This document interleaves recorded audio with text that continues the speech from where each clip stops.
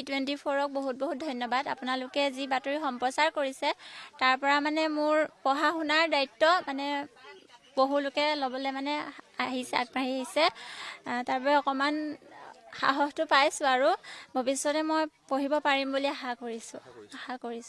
মই ND24ক ধন্যবাদ জনাইছোঁ, কাৰণ তেখেতসকলে এই দুৰ্গম অঞ্চলত এই বাতৰি পৰিৱেশন কৰি ৰাইজৰ দৃষ্টিগোচৰ কৰিছে। তাৰ লগতে আমাৰ অসম জাতীয়তাবাদী যুৱ পৰিষদ উত্তৰ লখিমপুৰ আঞ্চলিক সমিতিও দৃষ্টিগোচৰ হৈছে, আৰু দৃষ্টিগোচৰ হোৱাৰ লগে লগে আমি এই স্থানত উপস্থিত হৈছোহি। উপস্থিত ছাত্ৰীগৰাকী দুইজনৰে আমি ইতিমধ্যে তেখেতসকলক আমি কিছু বহি আৰু বেগৰ ব্যৱস্থা কৰিছোঁ। তাৰ লগতে তেখেতসকলৰ যিখিনি প্ৰয়োজনীয় কিতাপ পাঠ্যপুথি দৰকাৰ হ'ব, গোটেইখিনি আমি যোগাৰ কৰাৰ দায়িত্ব লৈছোঁ।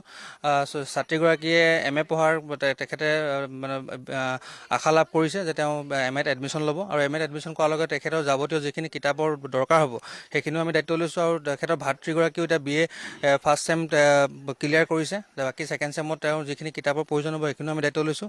আৰু লগতে আমি ইয়াত উপস্থিত প্ৰশাসনলৈও অনুৰোধ জনাইছোঁ আৰু চৰকাৰলৈ অনুৰোধ জনাইছোঁ যাতে এই দুৰ্ভগীয়া পৰিয়ালটোক, যিটো পৰিয়াল আজি বানত গোটেই সৰ্বহস্ত হৈছে, সকলোখিনি হেৰুৱাই পেলাইছে, তেখেতসকলৰ কাষত থিয় হৈছোঁ আমি। আৰু লগতে প্ৰশাসনেও যাতে তেখেতৰ কাষত থিয় হৈ তেখেতসকলৰ যিখিনি অভাৱ অভিযোগ আছে, তেখেতসকলৰ ঘৰ বাৰী সকলোখিনি হেৰুৱাই পেলাইছে, তেখেতসকলে যাতে গোটেইখিনি ক্ষতিপূৰণ যাতে চৰকাৰে দিয়াৰ ব্যৱস্থা গ্ৰহণ কৰে তাৰ দাবী জনাইছোঁ। লগতে ছাত্ৰীগৰাকী ছাত্ৰ ছাত্ৰী দুয়োগৰাকীয়ে শিক্ষাৰ ক্ষেত্ৰত আহিবলগীয়া প্ৰতিটো দায়িত্ব যাতে চৰকাৰে মূৰ পাতি লয় তাৰো কামে আজি আমি দাবী জনাইছোঁ।